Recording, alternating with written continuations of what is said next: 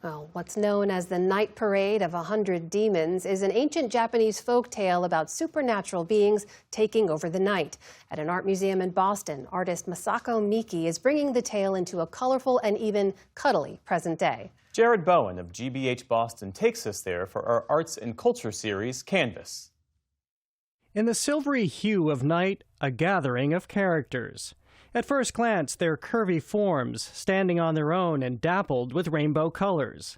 Look longer, and the shapes come into being, like an all-knowing oak tree. The trees, they're transparent. They've witnessed everything that has happened and that we have done. And I feel like this is the character who observe everything in our histories.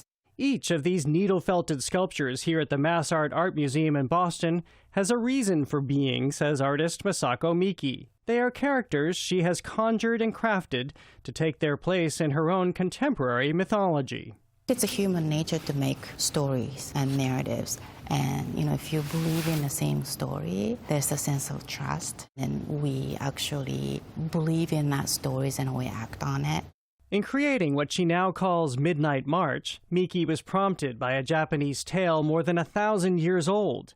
It tells the frightening story of the Night Parade of 100 Demons, where paranormal beings called yokai, who range from the monstrous to the mischievous, rampage through the streets in the wee hours of the morning as villagers hide in their homes. They're very upset. They're being discarded by humans, and they want to reclaim their existence. But as Miki returned to the tale in her adult life, she began to dissect the demonization of the yokai, thinking they were less perpetrator and more misunderstood, vilified because people couldn't look beyond the yokai's otherness. I think the first thing in a human sort of reaction is they're not like me. We come from different places and different cultures, but we always just seeking for a new home, which is safe. So in her telling, Miki's yokai are shapeshifters, discarded things like an umbrella or a string of prayer beads that become all things adorable and inviting. You don't rationally understand what they are, but they're drawn by the colors and patterns and the shape. It's very important that the people feel invited and have this affinity. I think affinity leads into the empathy.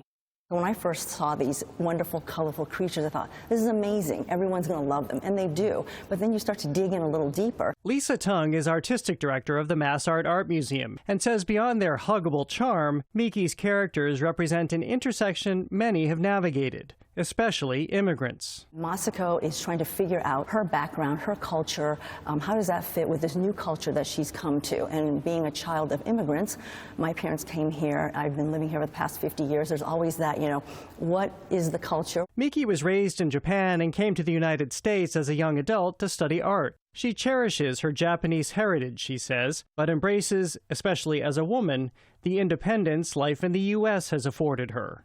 I really felt like I had to choose. Do I have to become more like Americans or, but then I'm Japanese. I became almost obsessed with these characters because here I am trying to figure out how I live my life. Giving the yokai life requires a rigorous, even painful process of needle felting, where she repeatedly stabs mounds of rubbing wool covering armature. I just have a love and hate relationship with that.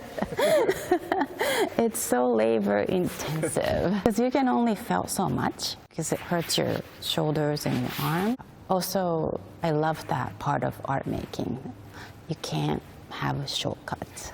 The repetition of making is akin to prayer, Miki says, so that by the time each sculpture is finished, a transformation occurs beyond the act of creation.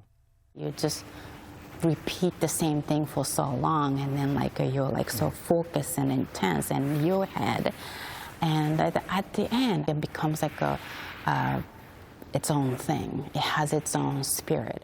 Like these yokai finding their way to a new dawn.